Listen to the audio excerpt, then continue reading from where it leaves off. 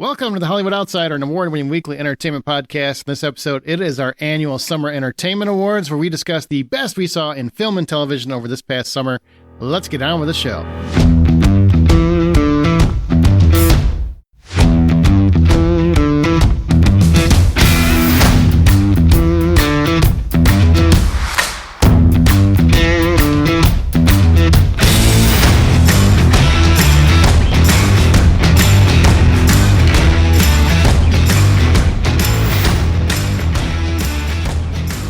My name is Aaron Peterson. Joining me today are my fellow host, John Davenport. Hey, buddy. How you doing today? Wonderful. Troy Heinrichs. Yay, award season's here. And Amanda Sink. Hello, hello. Hey. Amanda Sink still works here sometimes. Yeah. Look at that. Part-timer. She won the award for the best part-timer. I was gonna say, this is also the only award show you're going to get this entire year because the Emmys and Oscars are delayed. Mm-hmm. That is true. Yeah. That's disappointing. Emmys are, what, January, right? January? Currently. Yes. The dang Oscars are inconvenient. Otherwise, none of the actors would be able to show up because they'd all be on strike. Something like that. Nobody's going to watch a show where it's just a ghost town. I don't know how they're going to do Emmys during football playoffs, but sure. They'll find a way. Not everybody cares about football, Troy. Most of America does. They care about the halftime shows usually, though, which Taylor Swift declined. Because she can. Yeah, she'll also be in the middle of Yeah. her second leg of tour. Yeah, she's got shit to do. She's got money to rake in. She made like $1 billion. She's doing fine. She paid out $1 billion or something. She's re-releasing all of her albums now the way she wanted them to be done in the first place. It's genius. Remember, you can always find more information at thehollywoodoutsiders.com. That's thehollywoodoutsiders.com. We have a Facebook group called The Hollywood Outsider. We're on X at Buy Popcorn, and we're on Threads at The Hollywood Outsider. And we're taking a couple weeks off after this, so enjoy this extravaganza episode. Now, let's go to some summer fun facts. You guys ready? Want to hear some fun facts about the summer? Yeah, I mean, Let's I've go. been waiting all day for this. I got one that school starts in the freaking middle of August. What the hell's up with that? What does it have to do with anything I'm talking about? It ruins summer because the kids can't go to the movies in the last 2 weeks of August because they're back in school already. Isn't that better for you? It means you can go by yourself. I've always go by myself, though. You just said... Then what are you bitching about? I don't understand the argument then. I'm trying to help the box office out. There's less people that can go. Well, how's it going to help if your kids don't even go? The kids go. They just don't go with me. I don't understand the argument. They go with each other. They go with their friends. Oh. In mass. Doubles, triples, quadruples. Okay. He's voicing concerns on behalf of others that don't pertain to him. It doesn't sound like Troy. That's why I was confused. I go to the movie by myself all the time. You mean caring about others? Yeah, kind of. I'm just kidding. All right. So here's some fun facts. So Barbenheimer, that whole juggernaut that became a thing. Barbenheimer or Barbieheimer? I'm so glad he finally got it right. Don't bring it back up. Just let him go with it. Whichever way you prefer. Shh. It will, when all is said and done, it will have hit $2 billion That's insane. between the two Insane. movies worldwide. Jinx, you owe me a Coke. Okay. You got it. I'll get you one from McDonald's. Ooh, best kind. Can we talk about this real quick? Like who, and it's rhetorical because no one did. Yeah, no one. So why ask the question? Who predicted that this would be a thing? Where I just want to point out, at some point, there were actually fan-made posters where they had Barbie looking on They joyfully. were super cool. Were they at a nuclear blast that, led to the deaths of thousands of people? She's interested in historical events, Aaron. She's knowledgeable. This was history Barbie that was in that picture. Okay. It was a targeted explosion to not kill the horses. Okay. Just a weird thing to connect. I mean, God bless the internet for making it happen, but it's a weird thing to connect. Mm-hmm. It is. Man. And Tom Cruise, boy, I bet he's mad about supporting that. Like, shit. Everybody stopped coming to my movie and went to Barbie.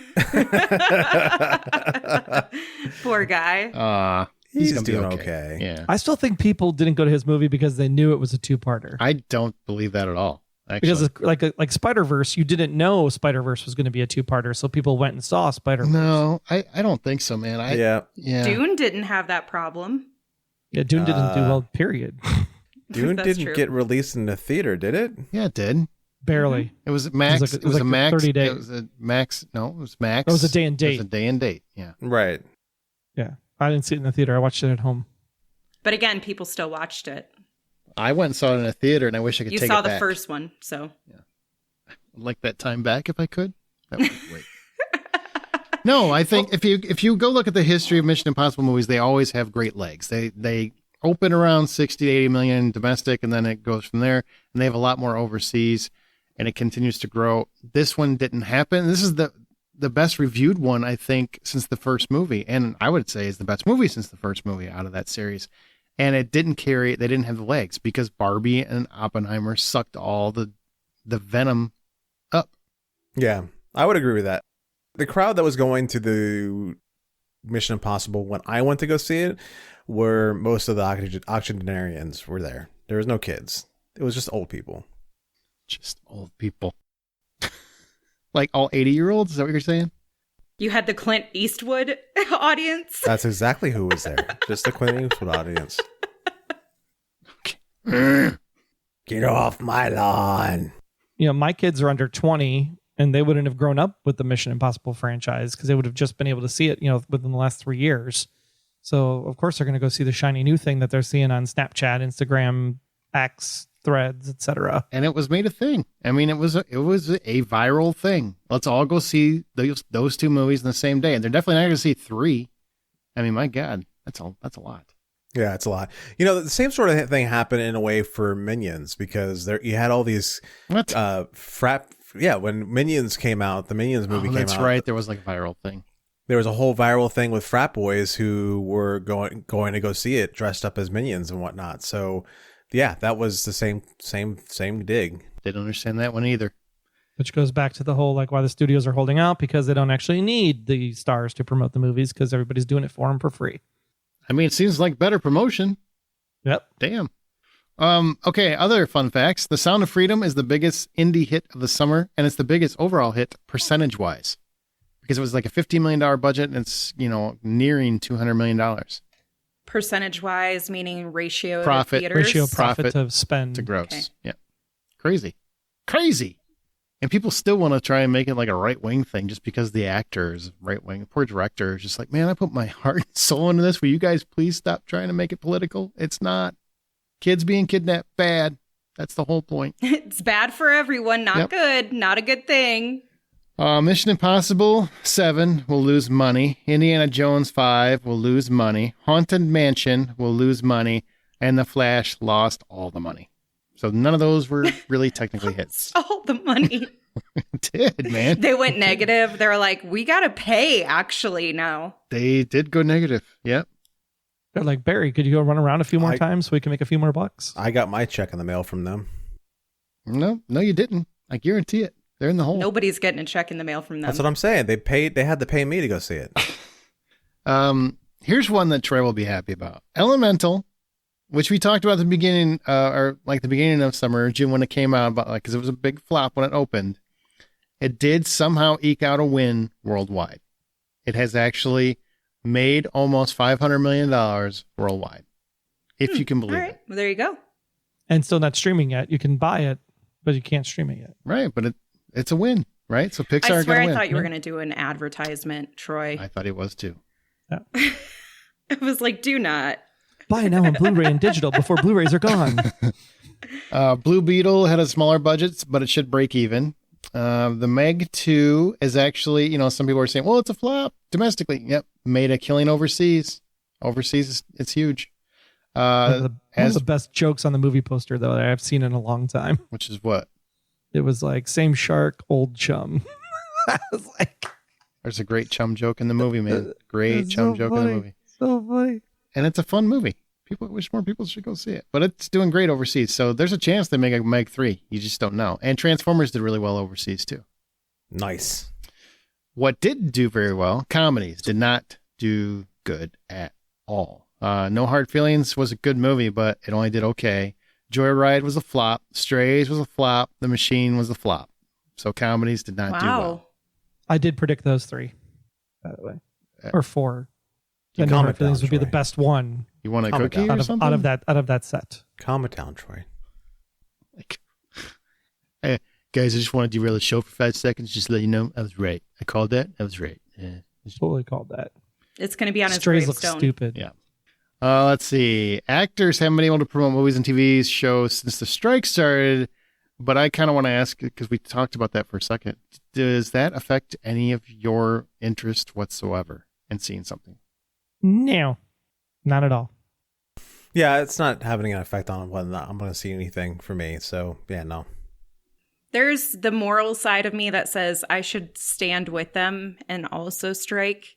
And then there's the other side of me that says I don't even have time to watch this shit anyway. So The moral side of me?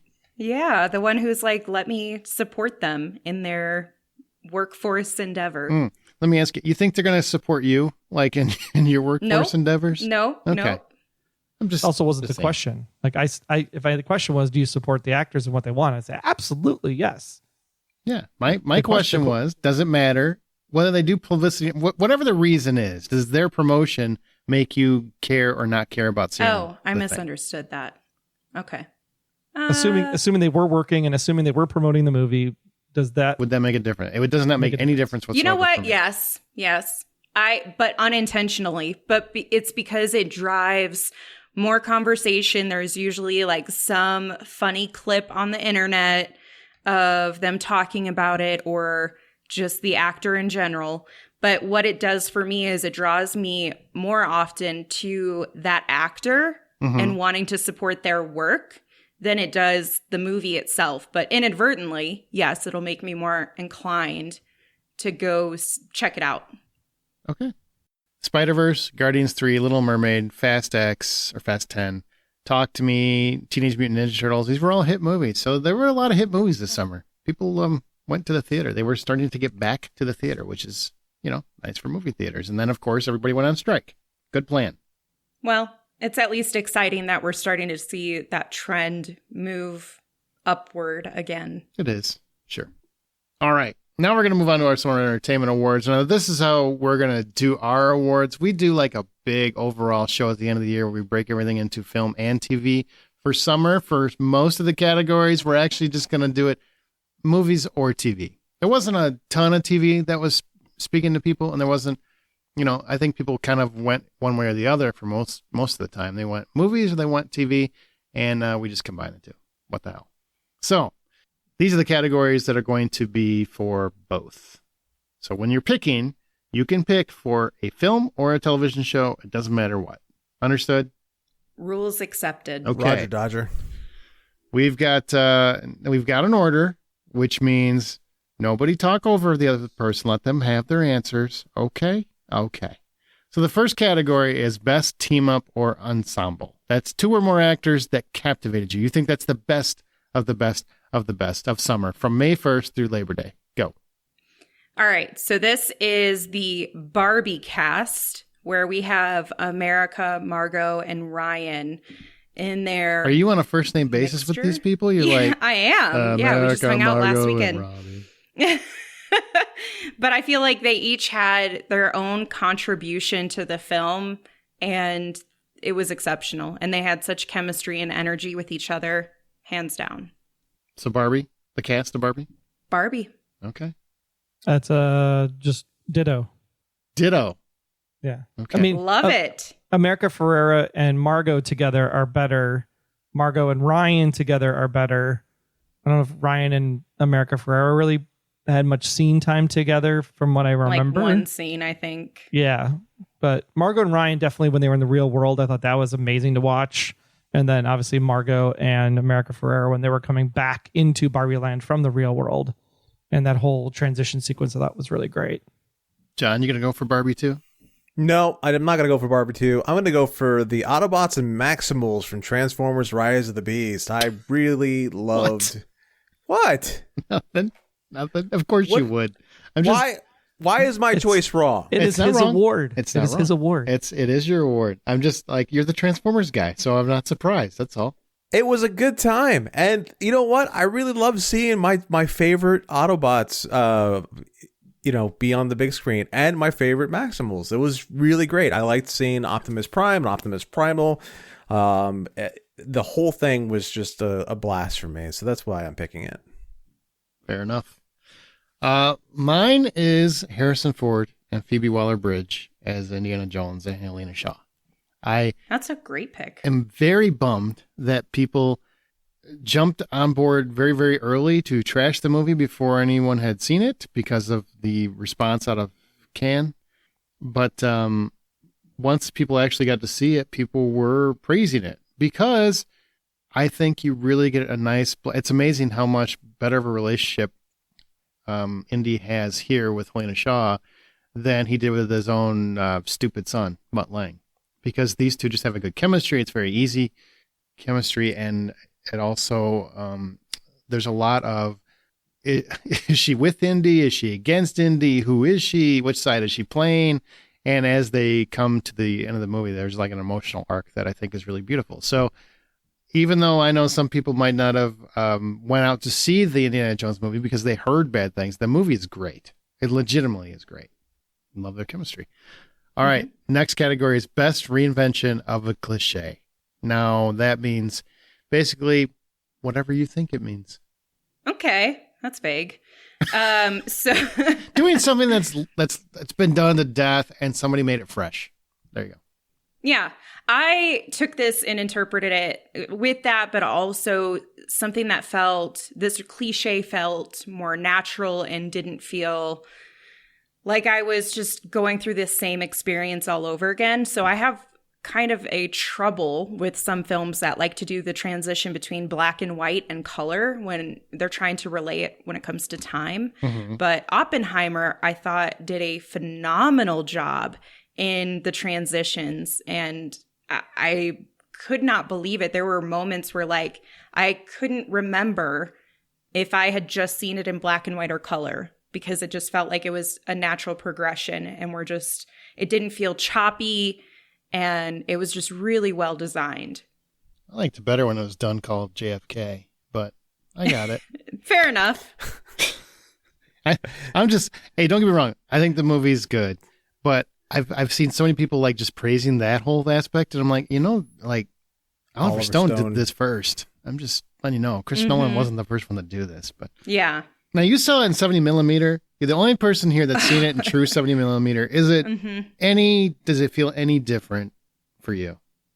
I mean, obviously I'd have to compare it against, but I was looking at some comparison photos of like different scenes that you could see how they were traditionally viewed in like 35 millimeter and what it looked like in the 70 millimeter IMAX, because I saw it with that component also. Mm-hmm. And you just get so much more out of every scene. It's insane. Like it draws you in on a deeper level.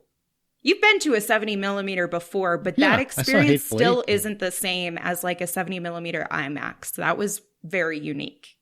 That's interesting. It's like 600 pounds of film. Mm-hmm. And that's just the most pretentious way I could think of to distribute a movie. Like Christopher Nolan's just sitting around going, what is the most complicated way I can make my movie get out there?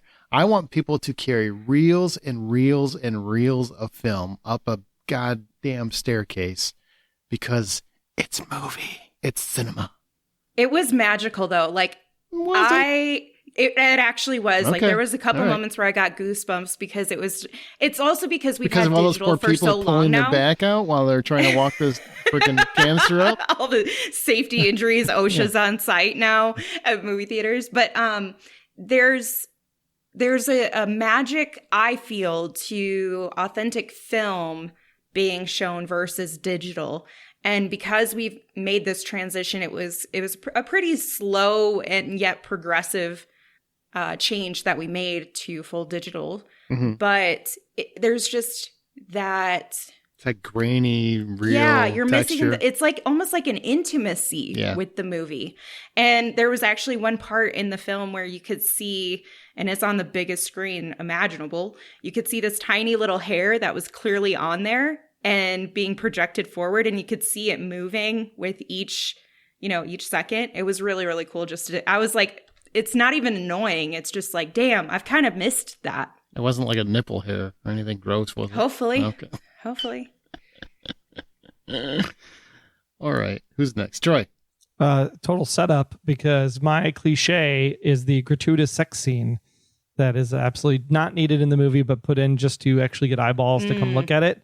And this goes to Oppenheimer for when Emily Blunt is actually envisioning Florence Pugh having sex with Cillian Murphy while they're at the interview room conference table. I thought that scene was so well done, but yet at the same time so not needed. Because it's like, Yeah. like he's sitting there clothed. Emily Blunt is, everybody's clothed except for Florence Pugh, where she is truly naked and literally grinding on him. And you're just like, what is this going on? But Emily Blunt's, emotion that she's feeling, because you're in the mind of Emily Blunt's character at that moment in Kitty's mind, and it just works so well. So yeah, I would give it to Oppenheimer's unnecessary, necessary, gratuitous sex scene. That's a good one. Because there's a lot of movies and shows where I'm like, this isn't really needed. But the use of it in Oppenheimer was at least to convey someone's perception of like what they're seeing in their head or thinking about as they're watching this story or listening to this story unfold. So I think that was a really good pick. I didn't think it was necessary at all, but as long as you did, that's what matters. It was your pick. John, do you got any sex scenes you want to throw in here?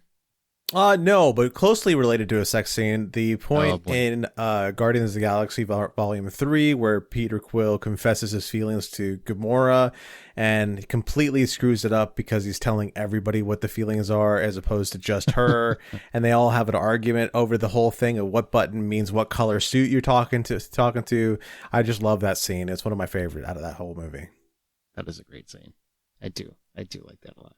My pick is The Angry Black Girl and Her Monster. That's a horror movie that came out earlier this summer. It's a very independent film. I wish more people would find it. I love this movie. It's a really cool take on the Frankenstein motif. She basically is just reigniting the life of her brother who has passed away, and it just has a completely different take on it. And it's just so well done. It's very clever. It's very creative, and it's intriguing. So I hope people find it. Best overall action sequence. Overall. TV or film? You choose. So I went with Heart of Stone, which is the new Netflix Gal Gadot movie. I really like that movie. I wish more people would see it. It was good. Yeah, It people was are good. trashing like, it sucks. I'm like, I don't know what you saw, man. I really liked it. Mm-hmm. But that opening, there's a huge kind of opening action sequence that Gal Gadot really gets in, and there's a lot of moving parts to it that feel like a huge blockbuster movie, but I'm watching it on Netflix. And there was some choreography in there where I was like, damn, that's really cool. I love the way they did that. And I don't want to speak too much on it just because it is so recent.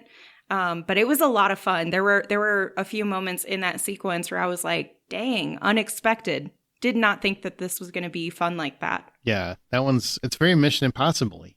Yeah. And which, you know what's surprising about that is between that and Extraction 2, there were actually two really awesome action flicks on streaming this year. Usually that's not the case. Good one. I like that one. Mine was Indiana Jones and the entire opening castle sequence. Just the way they created the set and the bombasticness of it all. And it just felt like you were there the entire time, feeling the hanging from the rope and everything, and then trying to escape. I thought that entire opening sequence was probably one of the best indie opening sequences in a while. That was great. Minus the de-aging for me. Why did that bother you so much? I don't know. Why it was didn't bother me at all. like, especially when he's running on the train, all I can think in that movie is like, I can just see him moving robotically like a video game character that's getting a little bit of lag and he's on Call of Duty or something. Wow. Getting some lag. That's some 80-year-old legs, man. It's not lag. But he's supposed to be like 28 years old. That's true. That's fair. Like they haven't used. I mean, they could have dug up River Phoenix for that, couldn't they? Jesus, John. All right, that's dark. It's your Well done. pick. It is my pick, isn't it? Yeah. Okay, so mine is in Spider-Man Into the Spider-Verse, the Spider-Man chase. That part I thought was just so well executed. It was great to watch. Oh, where all the Spider-Mans are chasing Spider-Man? Yeah, that one. Yeah. Yeah, That's cool. it's such a great scene. You get to see the individual Spider-Mans they were bringing up and they made up so many of them too. I think my favorite was the Spider-Man horse. That kind of cracked me up. But yeah, that was a good scene to me. That was fun. Very vibrant film. Mine is from Warrior season 3. I wish more people would find Warrior. It's on Max. Go watch all 3 seasons, but they have fantastic fight choreography, and I would actually choose the most recent episode, but because that would be a huge spoiler, I can't. I don't want to ruin that for anyone, but it's also from the same series. This would be really, really close anyway. But Assam, Youngjun, and Oljun basically take on a town of bandits. There's a moment where, if you haven't watched the show, Assam is which most people have not, but Assam is this character's martial artist who's kind of like trying to decide if he wants to be a savior for people or if he wants to just follow the gang mentality that he's become accustomed to in his life. And it's about early Chinese immigrants in America trying to find a place and da-da-da. So they end up trying to make a deal, blah, blah, blah, blah, and they're trying to leave, and they see that they're torturing children. And the other guys just want to leave because we got the deal, we got it done, let's get out of here. It's not our problem, that whole thing. And he just can't make himself leave, even though he knows it's going to ruin a lot of things. And so the ensuing fight scene is fantastic. The choreography is fantastic.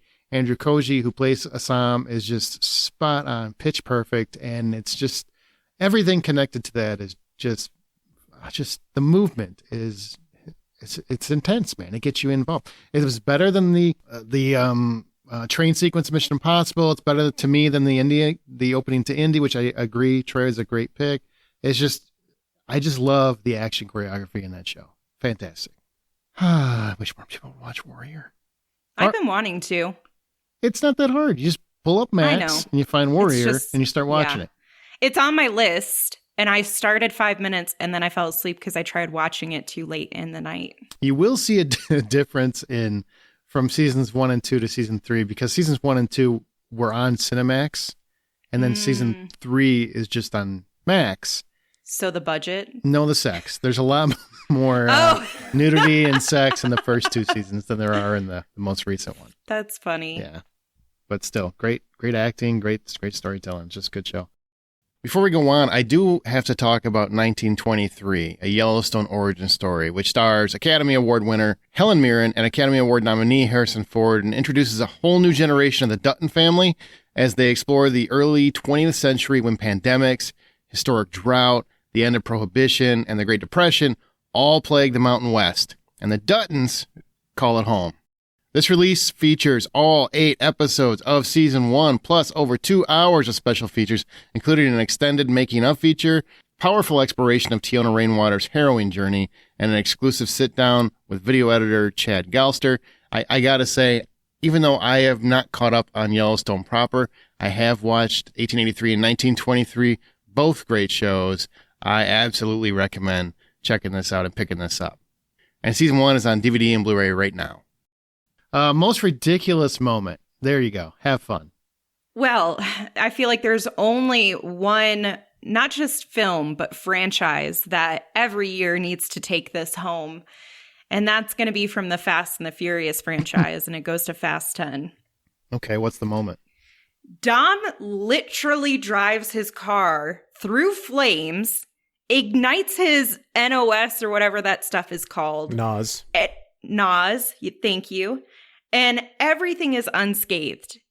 Like, even just the igniting of that didn't do anything. He's unharmed. His car's fine. Everything's fine. But he just drove through fire.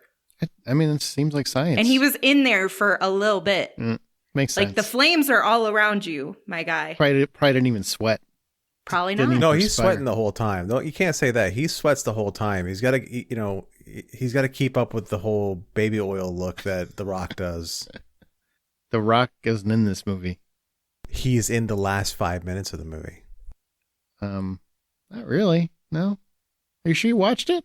Yes, I know I watched it. He's in the last 5 minutes of the movie. He's literally, I guess, he's in there. I can't even argue on this. I have no memory.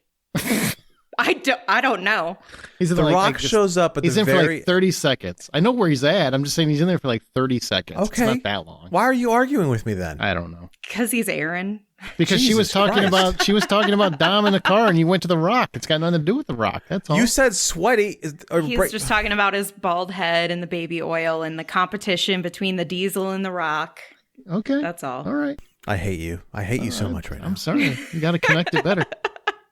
Troy, what about you? Most ridiculous moment? This one will switch over to the TV side of the house and talk about the master crafter, the warrior with words, the man who is so suave when it comes to putting down hijackers on an airplane. That is one Idris Elba, because it is ridiculous that we don't understand anything about this man and why he is even qualified to do this job, especially to help the terrorists at one point in time. Because all we get in the entire show is one line that says that he was a skilled business negotiator very early on, but yet he's like MacGyver, and he also is like a Navy SEAL, and it's ridiculous what he's able to accomplish in this 6.5 hour hijacking. And yet, you and John both love this show. I enjoyed it. Yes. It's thoroughly entertaining. It's stupid, but it's entertaining. There have been plenty of times when I've gone, what the hell is he capable? Why him? Why him? And it doesn't make any sense other than the fact that he's Idris Elba and he looks damn good doing it. Yep. At some point, like, did the terrorists just stop listening to him? Why not? Why would they not just stop listening to him? At some point they did because, yes, it did happen. Well, don't I'm just ruin gonna it for shut up. people. Yeah, it's still kind of recent. Yeah. If you want to know exactly what happens at the end and why it ties into Rabbit Hole, kind of, we'll give you the thing offline. It doesn't tie into Rabbit Hole at all. It doesn't. That's It- just Troy's it can. head. That's just It Troy's can. head. It's Troy's could. head. It's not true. There's no through line to actually hitting rabbit hole. You're right. What's your pick, John? Most ridiculous moment? You didn't watch Rabbit Hole yet, did you? No, I did not. My pick, I just know it's not because I know it's totally you going like, I am going to make this a thing whether the world wants it or not. That's right. Yeah. So my pick is the Super Scrolls and Secret Invasion. They literally made two of the most powerful, not even like, there is no other match to these two characters in the Marvel universe anymore. The Super Scroll is it. Whatever, Gaia is it. There's no holding back. There's no, like, it's just dumb. It is dumb. I hate it. I didn't like it. I liked the character, but the way the how much they just overpowered her is ridiculous. I haven't even watched it because I couldn't care less. I wanted to, though, because that's the one show I wanted to like, and then all I heard was negative things. I enjoyed most of the show up until the very end. Like, most of the show is great, especially when Ben Mendelsohn is still around. It is a great buddy cop thing going on between Ben Mendelsohn and Sam Jackson. They got a good chemistry together. Well, I'm gonna go back to Hijack, so I'm glad you brought that up. But I'm gonna come back to it. And here it's from the opening episode. It's, if you didn't know, Hijack's on Apple. It's an Apple TV show from Idris Elba, and it has one of the most predictable and ridiculous cliches I've seen in a while. So if you haven't seen it, if you're really trying to protect yourself, probably skip ahead like a minute because I don't want you to get ruined here. But the entire premise hinders on the fact that the pilot had a fling with the flight attendant. And hey, shit happens. People get horny. I get it. That's not a problem. But so the pilot proceeds to beat the shit out of his lady co-pilot just to hand the plane over to the terrorist that will eventually kill the stupid flight attendant anyway. So I have not been this mad at a TV show in a very long time. It's the dumbest plot device I've heard in so long. It's They didn't idiotic. kill her. Huh? She survives. Dude, it doesn't matter. You understand, right? Like, logically, it does not matter. It's he basically knows that this is a possibility that the terrorists could hurt the whole plane full of people. And he's like, oh, well, you know what? I'm going to beat the shit out of my co-pilot and unlock the door then. Word. Oh, then the ending would make you really mad then. It doesn't matter. I didn't get past the second episode because it's so stupid. The writing's awful. It's just idiotic. There's no reason. Idris Elba should have been shot by, like, episode 2 at They least. explained that. They No. explain why they explain No, that. they didn't. I finished episode 2. He would have been dead already. No, There's nothing to they- explain. No, No. Don't care. Don't care. It's stupid. He should have never unlocked the door. Stupid. He's really passionate about this. It was Yes. Amanda. It was so it's idiotic. almost like he doesn't know how scripts work. so fracking idiotic. Absolutely the idiotic. premise for the hijacking and how they get control of the plane is a little bit far-fetched, yes. A little bit. Oh, it's but far the fetched. but the why he can't get shot is actually explained, and it's actually pretty amazing how it gets explained. yes, I just want to point out, he was well aware she was already there when they first said that we took over the plane, and I'm not opening that door. Can't open that door. It's against policy. He already knew she was there. Then all of a sudden he's like, well, I'm going to take care of your flight attendant friend. Well, Let me just- geez, let me I guess just- it's time let to me- start pounding on my co-pilot so I can open this door.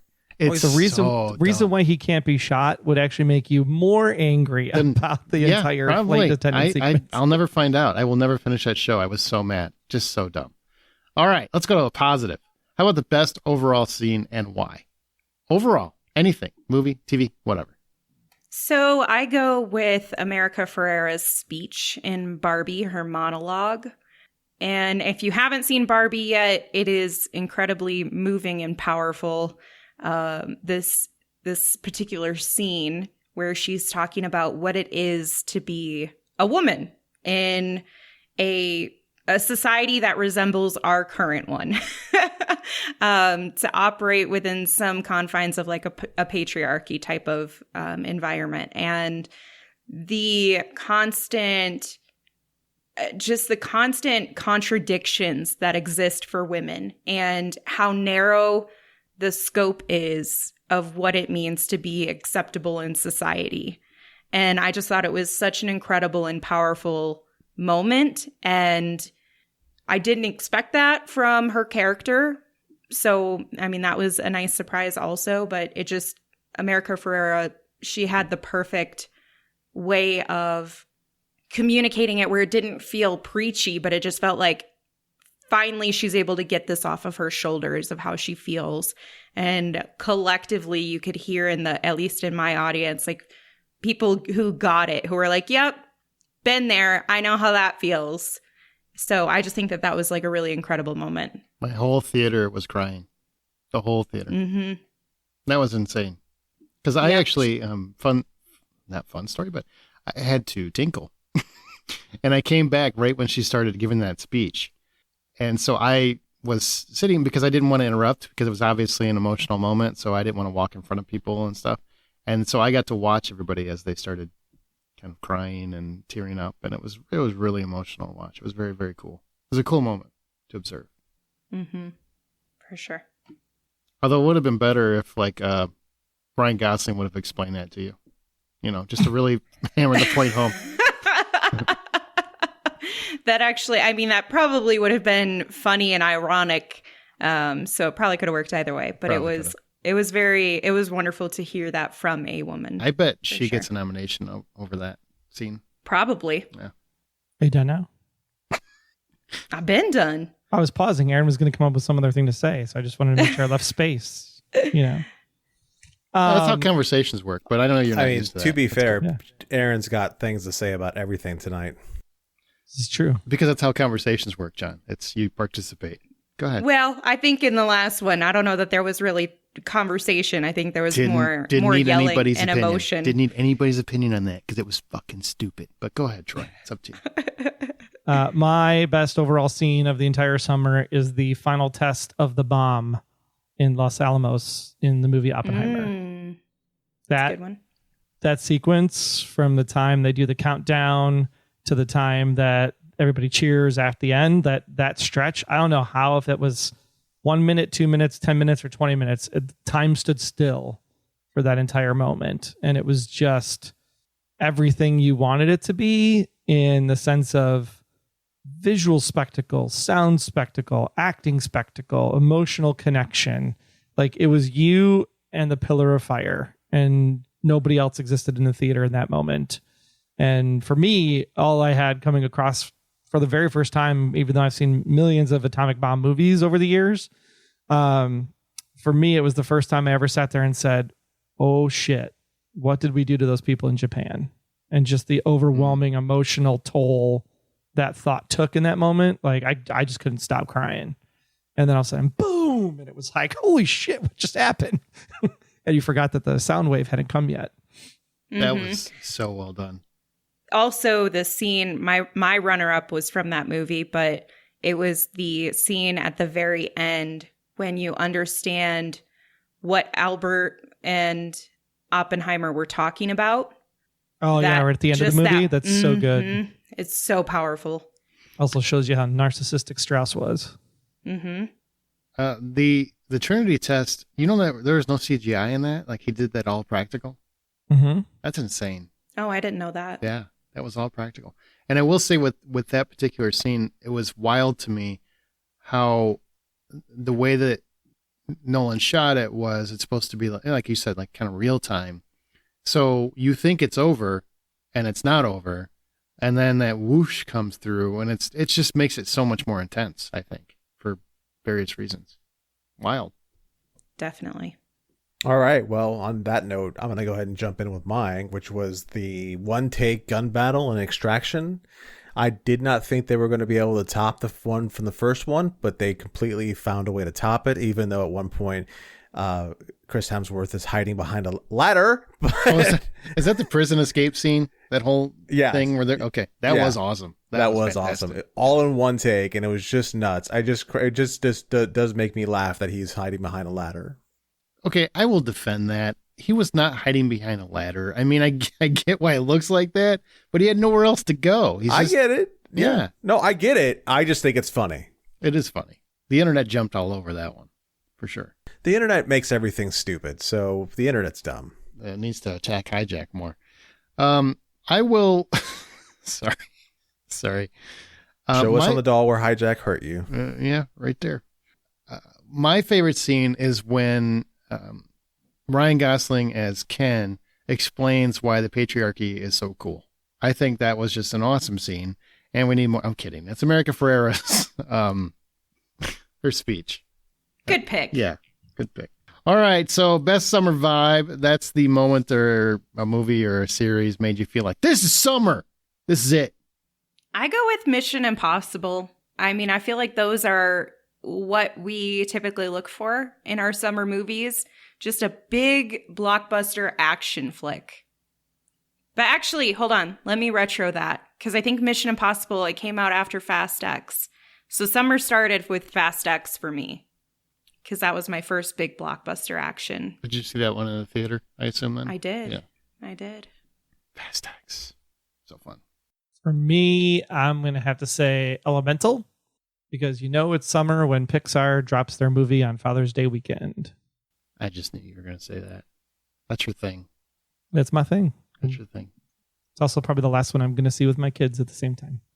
Yeah, but you're That's doing dark. yourself a favor that Because way. they're getting older. Yeah. They're getting older. All right. Aww. Moving right along. I'm gonna have to say that it's gonna be Mission Impossible Dead Reckoning. I watched several things before Mission Impossible Dead Reckoning, and it was cool. They were nice and everything, but Mission Impossible just had that fizz. It had that sizzle to it that makes it feel like summer. It had everything going for it as far as a great ensemble cast, great pacing, great story. Everything about it was something that felt like summer to me. And I would go Spider-Man Across the Spider-Verse. Huh. That was summer to me. Spider-Man is summer to me, and it really made like the visuals were popping, and it was very exciting. It was visceral. Everybody was talking about it. It felt like a summer movie. I mean, Guardians, I know that's when summer started, but I didn't feel like summer until Mhm. Spider-Verse came out. Even Fast X didn't really hit me. I Right. don't think. Really? Yeah. Yeah. Not Huh. not so much like summer, no, for whatever reason. Because I feel like those movies come out whenever. So That's true. They Yeah. don't traditionally come out at the same time. I just personally see that's why I can go either direction, but I think Fast X hit me first, where as long as I get a really fun, kind of ridiculous action blockbuster, that's the start of summer. fair enough. Hey, it's whatever works for you. Now, how about a waste of your precious summertime? Like, that was a waste of my frickin' time, and I want it back. So we already know which one's yours. Can you feel it? Can you feel it coming? It's coming. I can taste it. I can feel it. I can sense don't it. Don't I hijack can... my answer. You know what I'm saying? Like, hold tight. Don't worry. Mine is just going to piss off John. Okay. Now I'm excited. Transformers. What? You monster. How dare you? There wasn't, even in the first 30 seconds, I was like, this is not it. This is not Dare it. you? I know. I'm a monster. That's fine, but I'm a better one than anything in there. Of all the trash that came out this summer, you pick on Transformers? I'm fascinated. I literally didn't even want to watch it. Well, then that's over not fair. Well, No, I'm saying, like, as I'm watching it, I'm like, I don't even want to be here experiencing this movie right now. Jesus. Jesus. It felt so boring. Of all the shit that hit this Redundant. summer, you're going to be like, Transformers, because it was, Transformers. God Yeah, damn it. I'm real sorry about that, though. You Yeah, monster. sounds like it. Yes. I'm just being honest. Uh-huh. It's, be a little bit gentler. I know this is going to hurt our personal relationship, but I just got to I don't think we're going to ever recover. It's going to transform things from here on out. Oh, gross. Oh, God. That made it better. It's almost like you were going to hijack the conversation. It was bad too. Right. Oh, boy, Troy. This should be a no-brainer for everybody, but Secret Invasion. Yeah, all right. I'm with you. That is the worst part of summer. Never should have happened. Never should have been made. So you hated it too? Did you watch the whole thing? Did you make I it? watched 15 minutes and I was done. Wow. Okay, that's not fair. I'm the person that gives it a lot of grace. I'm not like Aaron, like one episode and I'm out. Like I at least give it 3. I couldn't make it 15 minutes. I made it through Thor: Love and Thunder more than I made it through Secret Invasion, which God. isn't even saying a lot. Sorry. Because I never finished Thor: Love or Thunder either. You didn't miss out on anything there. In fact, they're talking about Taika Waititi. Maybe he'll come back for a 5th one. If that happens, I will not be seeing it. The only reason I watched it was to see Natalie Portman in the costume with the blonde hair, and I saw that and I was like, okay, I'm good. John, please say Barbie. Just make Amanda really mad. No, I'm not going to do that to And every Amanda. woman listening to the podcast. Also, I didn't go see Barbie yet, so I can't really say You're that. a monster. I at least Dang. saw your movie. I didn't. What the hell?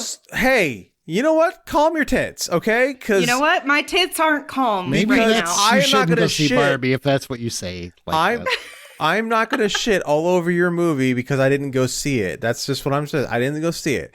The movie I am going to shit all over is The Flash. I wanted something so much better than that. It's every single bit of that movie was let's spend as much money as possible to get this done fast. We don't give a shit if it was done right, and it didn't make sense. How do we have a hero go from being the inept hero at the beginning, and then he's going to be coaching the dumb version of himself in the whole movie, and then we're going to have 2 Ezra Millers at the same time? That's too many Ezra Millers. That's too many Ezra Millers.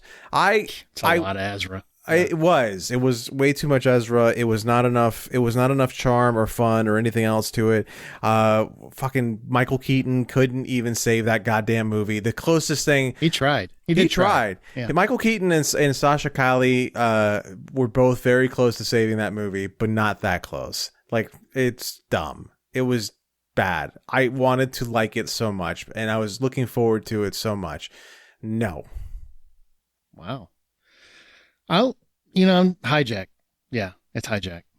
Spoiler alert. It's Hijack. That show sucks. Okay, moving on.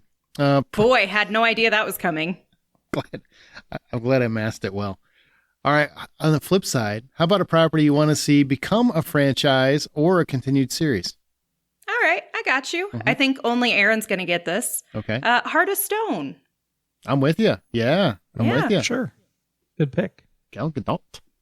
I mean, Super truly spy. anything with her, but No, but she Any- was so good at that. She really was. Yeah. This will be a surprise, but Hijack. What? You want to see You're- more of you're this? dead. He's I'm murdering just you. Kidding. Oh my God. I'm kidding. I'm not going to murder you. You have bad taste. Troy's got a lot of bad I taste. just wanted to see Aaron's reaction. That's all. I love Idris He was Elba. mostly confused. Like, how did you get 1 + 1 = 12? Give me more Luther or something, but never Hijack again. Never. No, mine would be Silo. You guys really You and John both love that show. I haven't watched that one yet. Yeah, speaking of Silo, I'm going to go ahead and back that up. I want to see more of Silo. I would like to see an expanded universe of Silo of sorts. So we're not just following Rebecca Ferguson into the ground, which I would follow her anywhere, but still, Silo. Can I ask a question on Silo? Mm-hmm. The first season, does it end on a massive cliffhanger, or do you feel like you get some resolution? Because I'm kind of tired of watching shows where there's a massive cliffhanger. It's a cliffhanger. I'll let John give his answer first. It's a cliffhanger.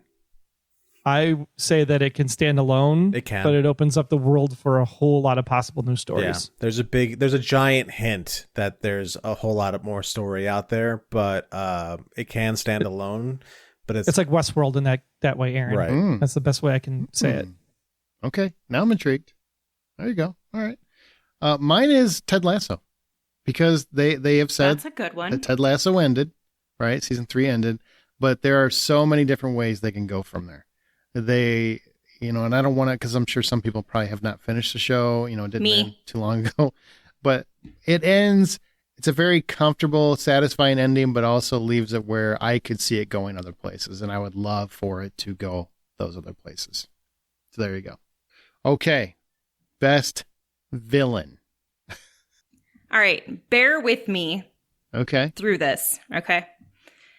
I'm going with the villain, and this is like a deep philosophical thing. Time from The Flash. Time. Shut up. Yep. Okay. Time is what costs. It gives him great things, his ability to move through it, but it also is what helps take away some of the most precious things to him, to this character. So I'm going with time.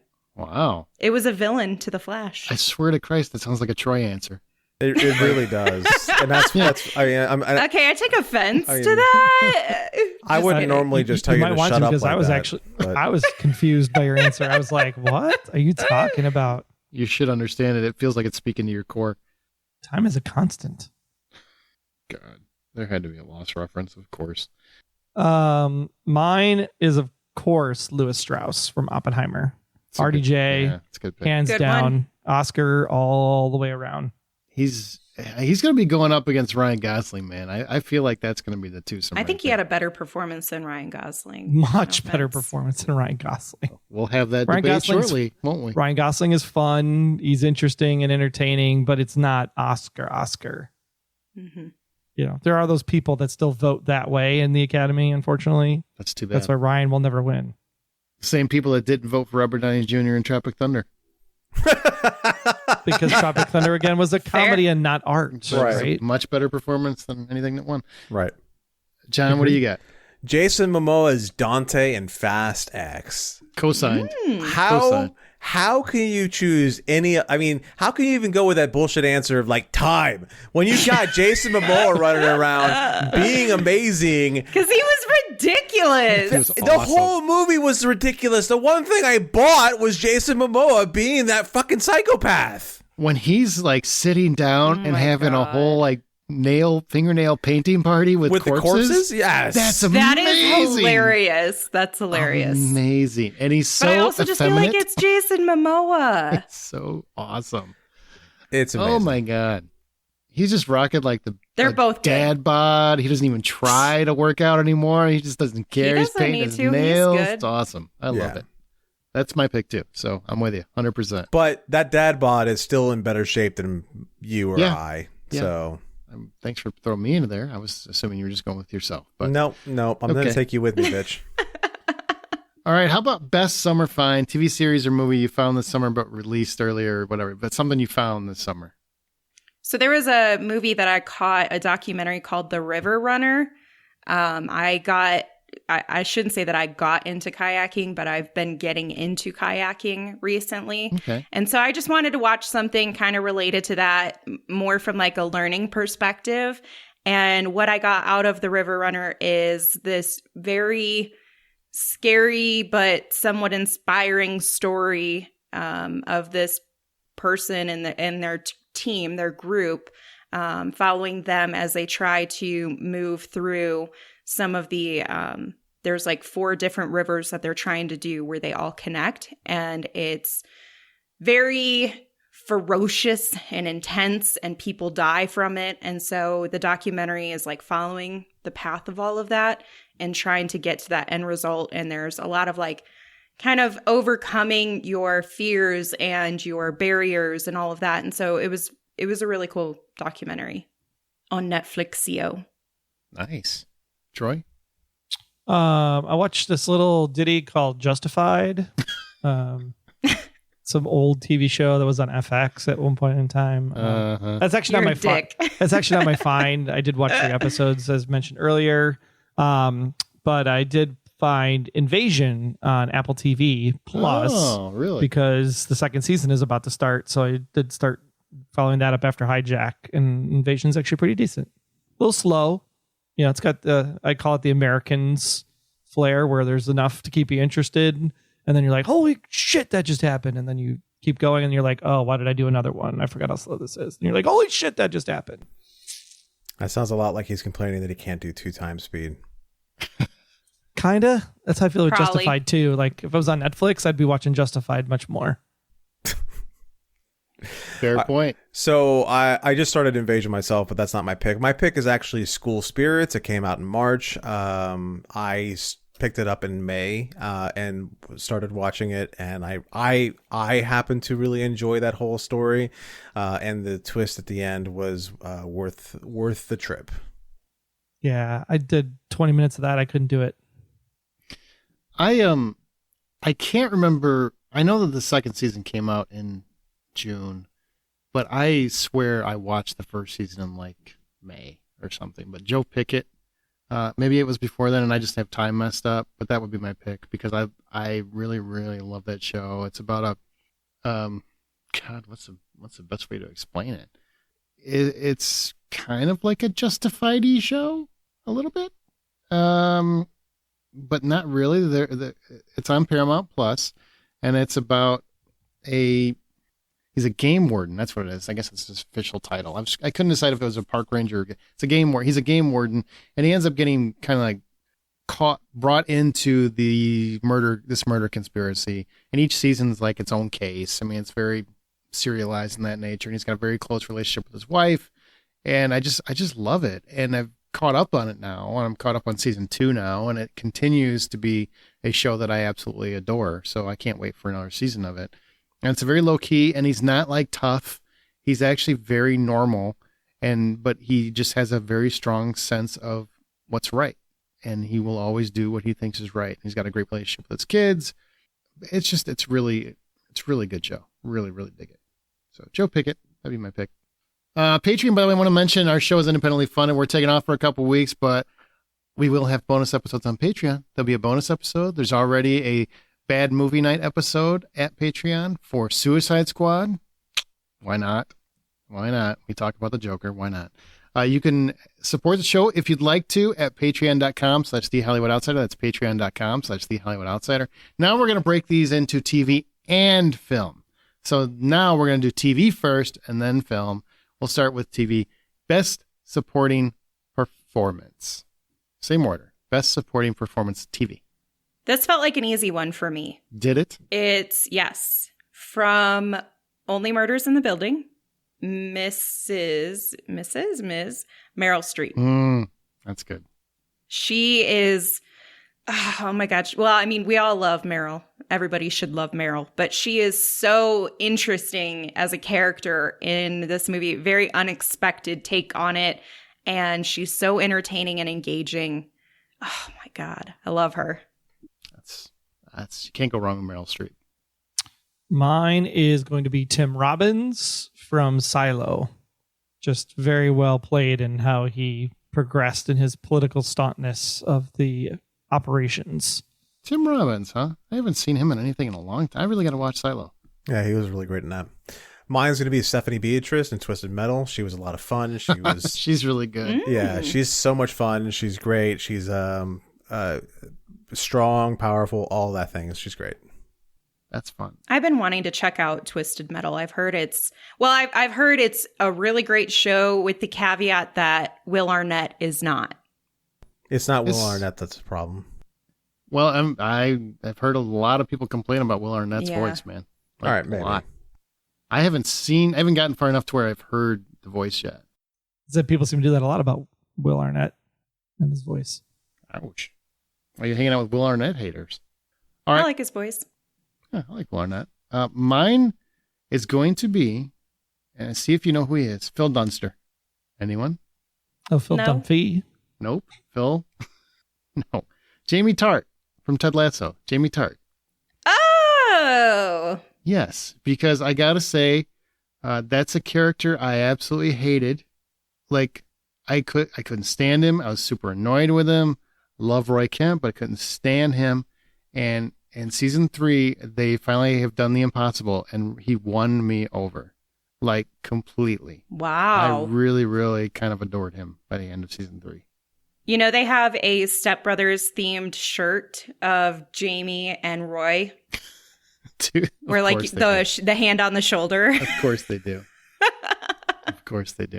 And I can't even understand half of what Jamie Tart says. I always have to have subtitles on when he talks, but I don't care. Very impressed. They won me over. Very impressed. That's awesome. Best lead performance. There you go. Bam. Best lead. All right, so I'm playing a little bit with the rules here, but I'm going to go Oh, with Jesus. Love and Death from Elizabeth Olsen. Hey, the first episode premiered on April 27th, but they released multiple. No, like, you're fine. As long as they have a new after. So episode it counts. in the summer, that counts. Mhm, Yep. it counts. But she had such a magnificent performance. Have you guys watched it? Did you guys ever finish Love and Death? I did not. I didn't finish it because I never started it. You guys should give it a go sometime. It starts off a little bit slow because it's giving you the context and the background of the relationship, but then it really, really amps up. And there are some phenomenal performances in here. And Elizabeth Olsen, for me, has had one of the best of the year. I think John will probably ride my coattails on this one as well. But Rebecca Ferguson in Silo is hands down captivating Yep. for the summer. I am going to co-sign that. She was amazing. Wow. I mean, it is her year in general between Mission Impossible and Dune and Silo and everything else. But It doesn't hurt you guys have had a crush on her for like ever. though. Yeah, no, not at all. I couldn't possibly did be you anything. see her in The Greatest Showman? I mean, come on. She was the Swedish Nightingale. It's true, even though it wasn't her voice. My pick is, I mean, probably no big surprise, but Timothy Oliphant from Justified City Primeval. Mm, And a lot of that comes from how really effectively I think he plays with his boiling anger. There is a scene in the first or second episode. I think it's probably the second episode. So I won't spoil anything, but there's a scene where he comes face to face with a person who is threatening someone he cares about. And there's a moment where he's playing it, because in this show, Raylan Givens is always very, very cool, but he's also simmering with rage underneath, and he always just tries to bury it. Well, there's a moment that the villain does something that provokes, that he knows is directly threatening someone he cares about, and just Timothy Oliphant's face goes from 0 to I'm gonna fucking murder you in about 3 seconds, and it's probably my favorite actual reaction from Raylan Givens in the entire series. Holy crap. It was so impressive. I'm like, I understood everything he just did and why he did it. Like everything in his face, I understood. And it was just so beautifully handled. wow. Yeah. It was pretty close for me, but for it was almost tied for best lead performance, but he eked it out with that one. All right, top 5 TV shows. Go. All right. Well, I've only seen 2 shows that qualify. Jesus Christ. So I have Only Murders and I have Love and Death. Okay. But what I'll add to that is I want to watch Twisted Metal and Silo and all of these great shows you guys have been talking about. And I can almost guarantee that Justified will make my list once I get a chance to watch it. I mean, really, if you only watch 3 more things, it'll definitely make your list. So Yeah, that's true. Unless it sucks. I'm not going to put something on there even if I watched it if I don't like it. I'm not convinced at this point. I'm just low on the TV shows, guys. Okay, 5-1. Mm-hmm. I will put as an honorable mention because it hasn't actually aired yet at the time of the recording. So now but you're going will air by 6? the time. You can't even get it to Well, 5? Well, I have 5, but this one, Amanda this can't one get to 3. You can't get to 5. I can get to 5. I'm just saying that this one would He be can't on the limit it. list. This one would be on the list by default because of what it is, and that's Ahsoka because it's starting by the time you're listening to this podcast. Okay. But because it's not actually aired at the time of recording, I'll say Blacklist at number 5. Really? Wait. You can't go any further. Why? It sucked. Even with the bull? You let it be there? Even with the bull?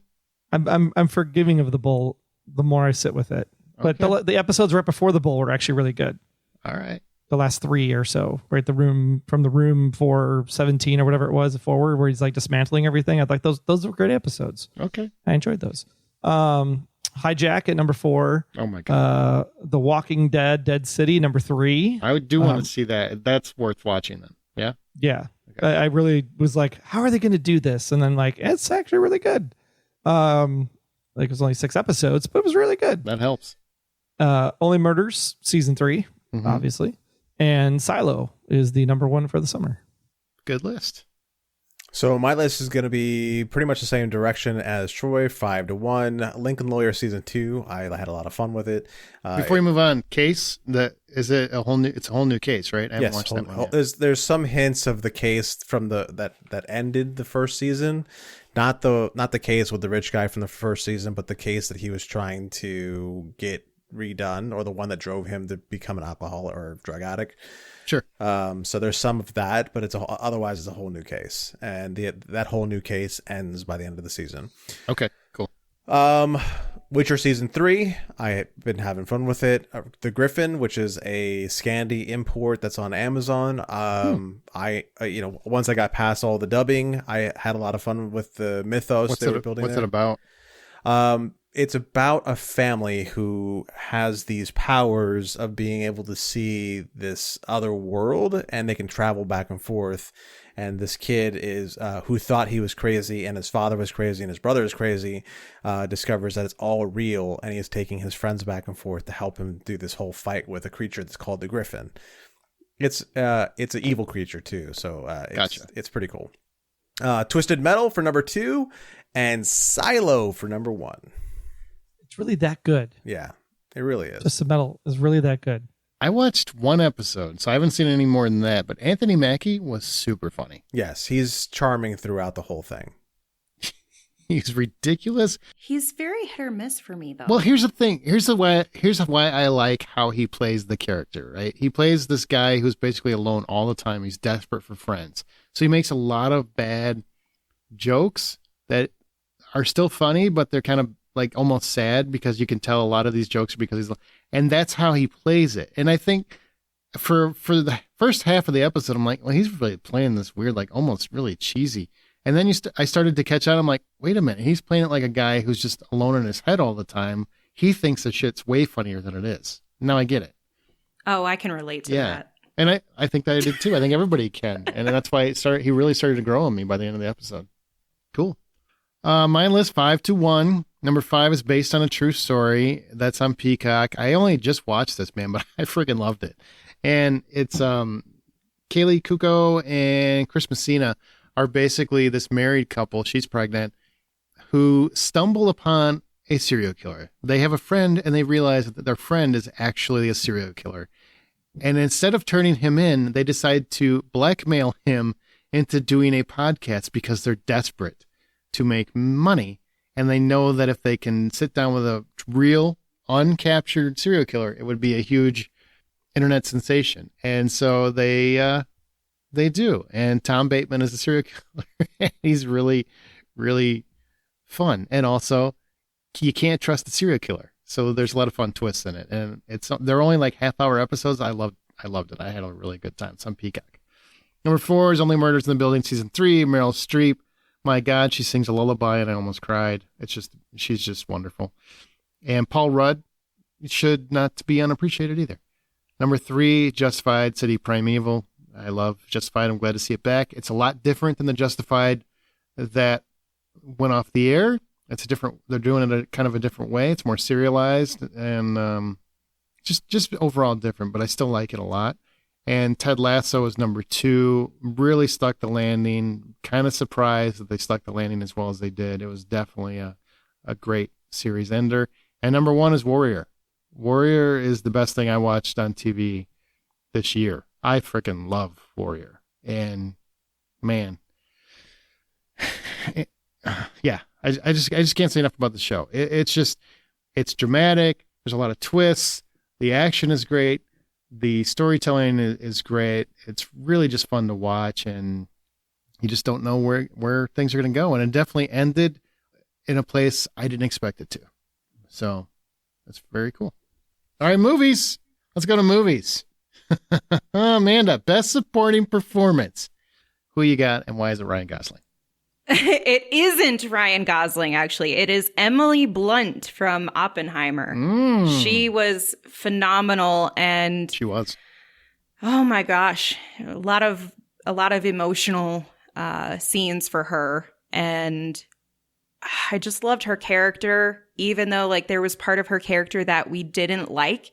Like she had flaws as an individual, which is perfectly fine, but you can still empathize with her and understand why she feels the way she feels. And you get drawn into her mindset, and Emily's portrayal on her face, we were talking about it earlier with that sex scene. You fully understand every inch of what that character is supposed to be emoting because of Emily. I can understand that. I don't agree with it, but I understand it. Okay. Her explanation or the choice? The choice. Because it was obviously Ryan Gosling. Go ahead. Okay. Well, I agree with Amanda. It's Emily Blunt. However, I don't, Ooh, what now, bitch? Over Robert Downey Jr. in the same movie? yeah. Okay. Wow. All right. And it's because of most of what Amanda said. I don't understand the point that Amanda made about she had challenges to overcome and wasn't pseudo great. She was freaking amazing and a rock the entire time. She was getting really drunk while her kid's in the other room crying. So because she didn't want the pregnancy. You ever had kids? And she had postpartum depression. I understand, but I'm saying she was a flawed character. She still had things that we as an audience are going to... She was a mother who just had a kid she didn't want, that had to raise on her own because her husband wasn't home and screwing somebody else, had postpartum depression, and was literally acting the shit out of it. That's not a troubled person. Was. She's like stating facts of a 1940s wife. She still made decisions. Everybody was an alcoholic. That which is fair. Depression. They're like, thank God we're finally out of the depression. We can party now. Troy just did a raise the roof, by the way. You couldn't see it. Also, go communism in the 40s, right? And another raise the roof. But yeah, Emily Blunt just nailed every single scene she was in that movie. And my favorite one was... Just not her husband. Bazinga. Well done. The scene when finds out that, maybe this is a spoiler, but Oppenheimer loses someone dear to him.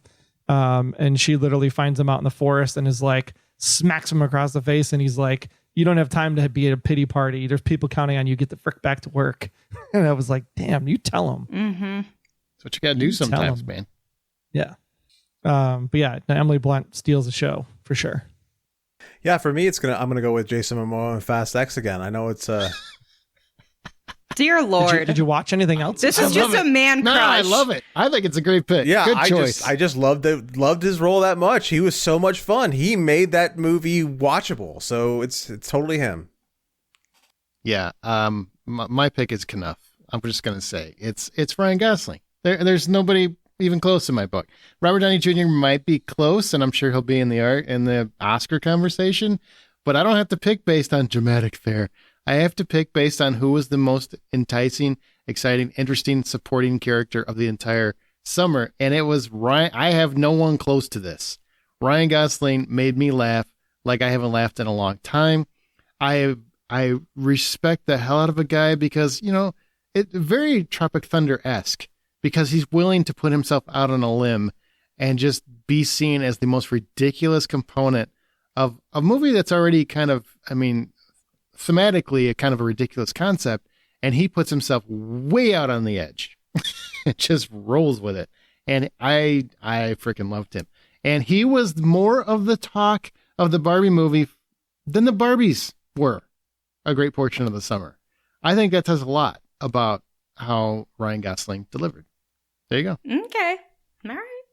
That's what I got. Now, how about best lead performance? Overall, best lead performance. Easy peasy lemon squeezy. Margot Robbie for Barbie. Why? Why Margot Robbie? Why not? Give me one good reason why not. Well, I can give you one, but that's my pick, so I'm going to wait until my turn. No, I mean, I think she just had such a compelling performance. She's going through a dynamic character who has a range of emotions. The scene where she realizes not everyone is her friend, I guess is what I'll say. There's so many moments where she broke my heart because you could connect and relate with her so well. She has, oh God, what? I can't remember exactly how the joke goes, but somebody calls her a fascist or something, and she goes, and I can't control the flow of commerce or something like that. I can't remember exactly how it was, but it was so perfectly delivered. It was such a clever joke, but perfectly delivered. Oh my gosh. Yeah. And then she has that inspiring and courageous and, all of those different demeanors that she's portraying. Hey, I'm not arguing with your choice. That's a good choice. Okay, good. Just not mine. Yeah, I would hand it to Margot if Margot had some kind of arc where she has the realization and she delivers the America Ferrera speech. But because America Ferrera delivers the speech instead of her, it kind of like kills the best actor award for me. Since it's more of an ensemble cast where Cillian Murphy just It's Cillian Murphy. Cillian Murphy just steals it hands down. I mean, great choice also. Like he envisions Oppenheimer the entire movie. Sure, if you want to join the patriarchy and pick the dude, whatever. Hey, I'm just saying. Just kidding. Went with a man from the 40s over a progressive female. Wow. I mean, here we are again. Put it in perspective. More importantly, I went with a communist man. It's even worse. You went with a communist. You did.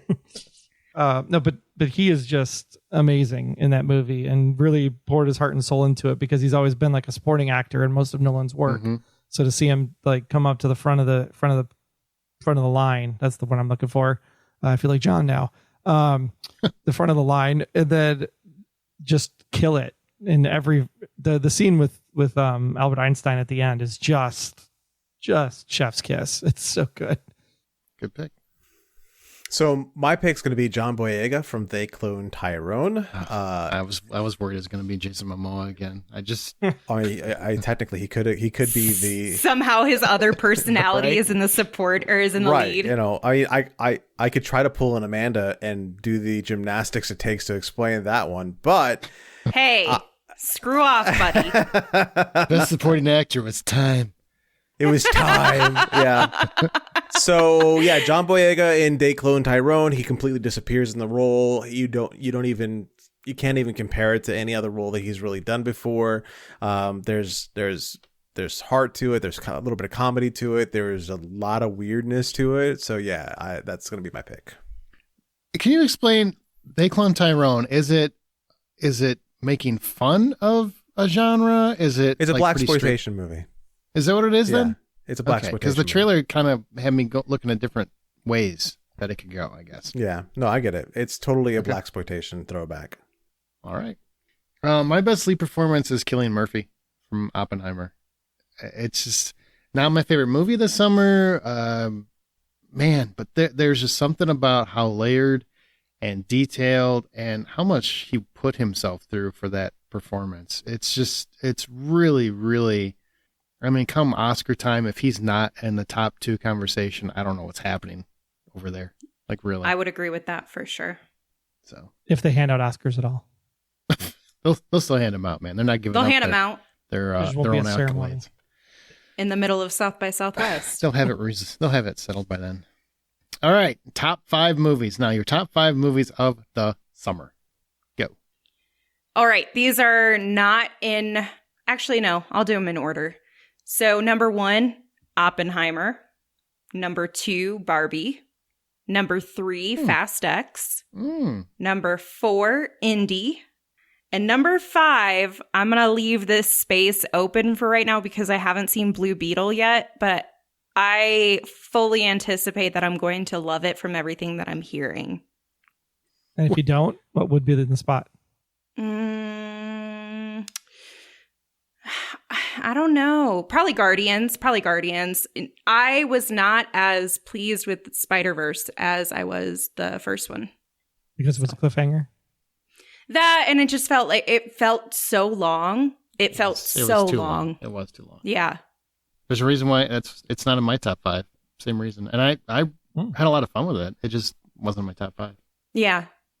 All right. Well, number 5, because people like the drama, Amanda, go 5-1. Well, my 5 was left open-ended. That was your drama. I just, okay? Well, actually, what a weird thing. I'm going to put a movie in that I haven't seen because I heard from other people that it might be. No. I said I'm leaving it open. I'm leaving it open because I feel like that one will probably end up landing there. Well, I think the drama was the fact that Oppenheimer beat out Barbie. I think that's the drama for your list. Maybe. Indy was at number 5. Thoroughly a good time. No Hard Feelings. J-Law was hysterical. Laughed my ass off the entire time. It was so good, and I loved the heartfeltness of it at the end. It was like perfect kind of rom-comish type movie. Hit all the numbers, hit all the notes. Barbie at number 3. Spider-Verse is at number 2. Thoroughly enjoyed it. Didn't feel like it was long at all because it was just an ADD overdrive nightmarish fun that just is nonstop. Like you did not breathe the entire time. And I kind of liked the cliffhanger at the end. I looked forward to something. And number 1 obviously is Oppenheimer. I don't know how to order these. So maybe this is 5-1, but here we go. Insidious, The Red Door is my number 5. Mission Impossible Dead Reckoning is my number 4. Guardians of the Galaxy coming in at number 3. Spider-Man Into the Spider-Verse. I get what everyone's saying as far as like it felt too long. I think part of the reason why it feels too long is it's all build up. No, it's all like reaching the apex. No coming down from it, and that's a little frustrating. But otherwise, I still love the movie. And then my number 1 is going to be Blue Beetle. Number 1, huh? Yep. Wow. It is my I really number loved 1. that one. I really did love it. It did everything right. It's a great comic book movie. And the feeling of family was something that I really enjoyed. It was really refreshing compared to a lot of this other stuff that we were been getting from both DC and Marvel. I had somebody said that they saw Blue Beetle and the humor was too loud. The humor was too loud. And I'm like, you have never been around a Latino family if you don't get that. That's really kind of pretty standard. Would you agree, John? Oh yeah, I totally agree with that. I mean, everything. Yeah, I just thought it was hysterical. I'm like, yeah, you should come with me. I'll take you to some family reunion stuff. So. All right. My top 5. Number 5 is The Angry Black Girl and Her Monster. I really love that reinvention of the Frankenstein motif. I thought that was really clever, and I wish more people would find that one. Number 4 is Barbie. It just really took me by surprise. I thought I would like it. I did not think I would love it. I ended up loving it. So and apparently there's a lot of people out there that just, guys that don't want to admit that they went and saw Barbie. I don't understand that. I mean, kind of embrace your feminist side. I don't know. I mean, it's just a good movie. It's not a preachy movie. I don't think it's meant that way. It's got a good story and a good heart. It's a good movie. Number 3, Indiana Jones and the Dial of Destiny. Horribly disappointed that this movie didn't do better because this is the way I wanted my Indiana Jones to end, with Crystal Skull. And I finally got that retconned, which made me happy as a fan of that series. Number 2, Mission Impossible Dead Reckoning Part 1. I'm stunned that even made my top 5 because honestly, I don't know if any of the other Mission Impossible movies would have, but that movie from start to finish is nonstop thrill. Like, it is so well done. So well done. And the last section of the film, which is basically a train chase, is Uncharted 2 just reimagined via blockbuster cinema. It's just so well done. And my number one movie of the summer, Guardians of the Galaxy Volume 3. I mean, I don't think we talked about it enough so much, but I mean, the fact that Rocket Raccoon is just one of the best characters in the Marvel Universe is amazing to me because he's CGI and he's voiced by Bradley Cooper acting as an angry little rat. But beautiful story, beautiful send-off for James Gunn. It gives me hope for whatever comes next in the DCU, but that is a great movie, and my God, did Marvel need it, because Marvel has sucked as of late for me. I'd agree with your assessment there. I just Interesting. surprised it's your number one. That's my number one. I don't know what to tell you. Is my It list was okay. wrong? It was fun. No, it was fun. It was good. It was wasn't great. like- It wasn't wow. Yeah, I disagree. I think it was wow. And it was a little bit more wow than Dead Reckoning Part 1. And I will say, you know what's funny? You guys talked about the Part 1, Part 2, and that's why Spider-Verse. No, it has nothing to do with that. It's just I got bored after a while. And I'm like, is this thing over yet? And it just went on too long. It just went on too long. Keep in mind, don't love animated films as much as you guys either. But I love the first one. I just like the second one. And the second one didn't have Rebecca Ferguson in it, which Mission Impossible did. So And Haley Atwell. Trust me, I'm much more a Haley Atwell guy. So this is true. You are. Yeah. Peggy Carter forever. oh my God, take it. Oof. That's it. Anything else about summer you guys want to talk about? You want to talk about how Amanda couldn't come up with 5? You want to make fun of her at all for that? We can do that. Hey, it was hard initially, and then I totally forgot about it on the TV side that Ted Lasso would have technically counted. But I did not watch a lot of TV this summer, I have to say. Do you think Ted Lasso stuck the landing? Yeah, it was Okay, good. okay. All 3 seasons were great. John should watch it. I love that directive. I love that John just flipped us off as if this is a visual medium.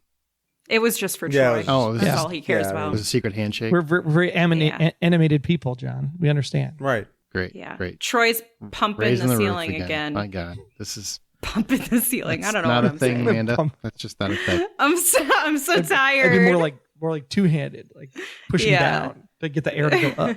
No, it sounds What weird. is Okay, so happening right now? I don't know, well, but we're it done. looked weirder. We're done. It looked weirder. We're done. We're done for the summer. This is it for the summer. For our podcast is done for the rest of the summer. Share your thoughts on this episode or anything else in our Facebook group, The Hollywood Outsider, or on X or Threads or wherever. Please share the show. If you like the show, share it with your friends so that they can find it and hopefully come to enjoy it. And please rate and subscribe on your preferred podcast app. Whatever app you listen to us on, please rate and subscribe there. And we're at thehollywoodoutsiders.com once again. That's it. If you don't like the show either, please share it, because then you can say, like, listen to these idiots talk about this stuff. They're stupid. It's the best way to share it. Share it like Yeah. that. Listen to these idiots. And lady. Oh, didn't Barbie teach us that we're like equal opportunity? Idiots across the board. It's just, we're all idiots. Idiots is gender neutral. The problem is separation. We got to stop separating things. Just all collective. We're all idiots Aaron, together. you got to keep them separated. Oh my Oh. God. God, that's it. Remember, the next time you head to a theater, stream comfortably on your couch, buy popcorn. And make Barbie buy her own, because that's how we get past the patriarchy. Damn, Skippy. Or go get your own, and she'll keep hers. She's got to buy hers first.